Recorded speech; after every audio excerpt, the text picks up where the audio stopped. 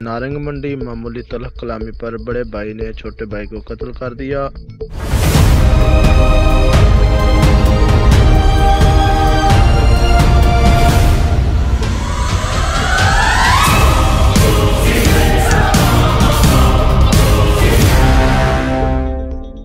वाकया नारंग मंडी के नवाही गांव मेहता सोजा में मेन रोड पर पंक्चर की दुकान पर पेश आया। दोनों भाई दुकान पर इकट्ठे काम करते थे। पंक्चर लगाने से मामूली तलख कलामी हुई, जिस पर बड़े भाई कैसर ने छोटे भाई नासिर को कुल्हाड़ियों के पैदर पे वार से कत्ल कर दिया। नासिर मौका पर जान बहक हो गया। मुकामी पुलिस ने मुलजिम को आला कत्ल समेत गिरफ्तार कर लिया। रिपोर्ट फयाज अहमद अत्तारी, नुमाइंदा खसूसी पाक एशिया।